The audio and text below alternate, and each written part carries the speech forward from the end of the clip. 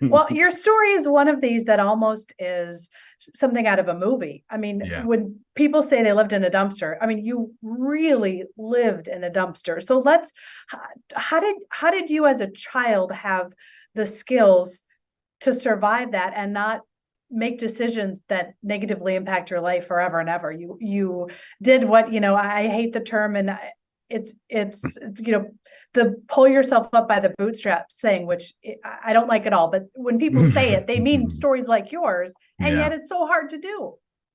Yeah. So, and then the truth is, Christy, every single thing that you just said is I didn't survive it.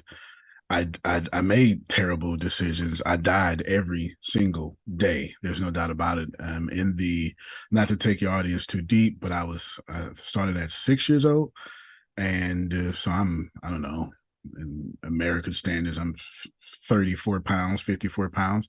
I was molested. I was raped by guys who took advantage of me because I was a 6 year old kid out there. So that killed me for years. The hustling for food, and then when I first started learning how to make money, it was with drug dealers. I was in the hood.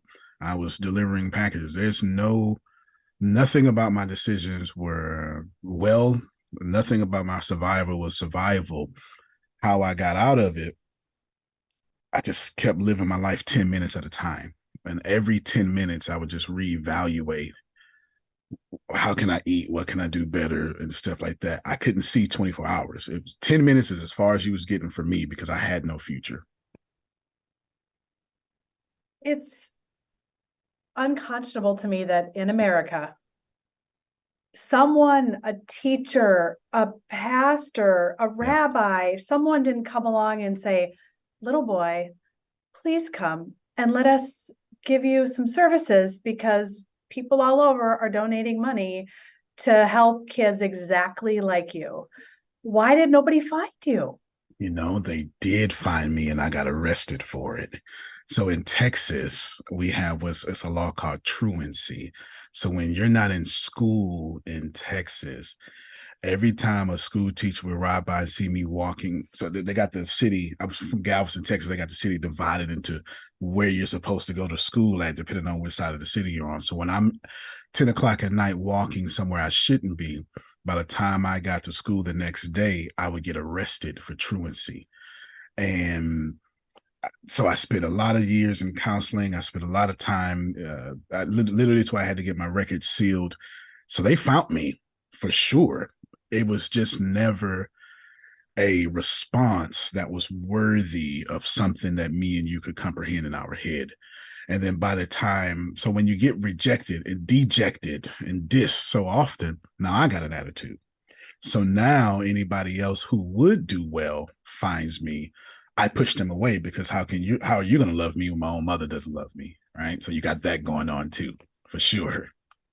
And the foster care system was, So that would be my fault. So I was in the Albertine Jaeger Center. That was, what is that, like 33rd and maybe K, and other, what you call temporary foster homes. So to your audience, foster homes work a few ways. You have temporary foster homes that you can 30 days, you got to get approval for an extra 30 days. 90 days is the max. Like there's no way you stay here 90 days. And then they have it to where you stay in temporary foster homes for a while, and that could be until you age out. And then you have actually what y'all see on the movies as foster homes. I was in the 30-day foster homes, but again, my fault again, Kristi, because I was a runaway. I was one of those.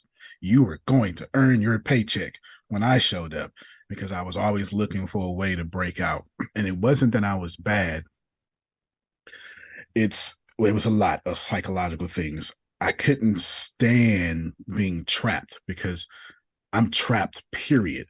And as crazy as it sounds, my dumpster was far more comfortable for me than being in those temporary houses. As crazy as that sounds. And because of it, I felt the fifth grade and the sixth grade back to back.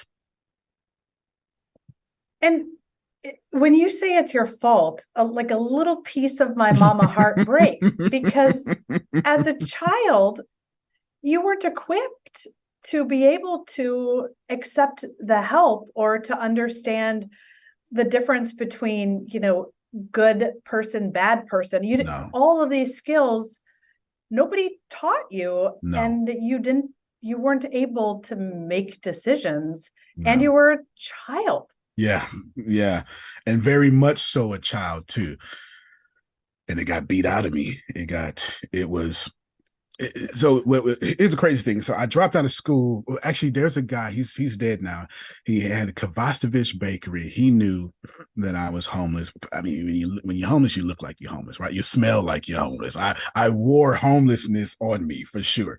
I wore homelessness on me, and I would give him 25 cents, and he would give me like 2 dozen donuts. It was crazy, but he would just do it. And he was known for that, though. His donut shop is literally ministry. So when you speak of how I survived, I dropped out of school. What made me, I forged my mom's signature. I put Linda Faye McAllister. That's a story in itself because she just died last year. And for the last 56 days, I have no relationship with mom. They called me from the hospital saying, your mom has stage 4 lung cancer. You got to come get her. She has nobody to come get her. That's a long story in itself. But I ended up surviving school, and it was embarrassing. I smelled like mop water. My hair was extremely kinky. My clothes were dirty. My teeth were as yellow as possible because I was hungry. I realized school fed me twice a day. And once I start cognitively processing that I can start leveraging things like that, all these business lessons I dominate today comes from all of those things for sure. Okay, so I mean, you can't throw out the mom thing and like not expect me to ask a question. So your mother, who Yeah, due to addiction and other factors, right. probably she didn't have a dreamy childhood either, I'm guessing. I'm guessing too. Yeah. We know just about each other. We know enough about each other about it for sure. Yep, I'm guessing. Odds are something happened to her, right? She's got Absolutely. her own sort of Yeah. situation. So she isn't able to raise you.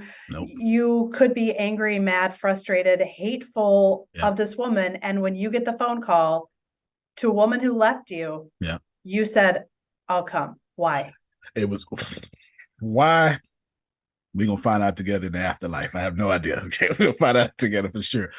Here's what. So it was September 11th. I never forget it. It was September 11th. I picked her up on the September 16th. Somehow she had my phone number memorized. I didn't even know. I hadn't talked to my mom since the 90s. Since 90s. I'm 42 years old now. So we talking about the early 90s too. And early 90s, but she gave me up when I was 6, so 86. And she calls me. Well, they call me and say she got hit by a car. So I go pick her up because I don't have a problem. However, when I was coming up, I did. And it was actually Joel Osteen that helped me get rid of the problem with my mom. I did a 2-year internship with Pastor Joel Osteen in Lakewood Church, and we was in this field thing out, and men's encounters, what it's called. And I've mastered forgiveness, but I had no idea that I didn't forgive my mom yet.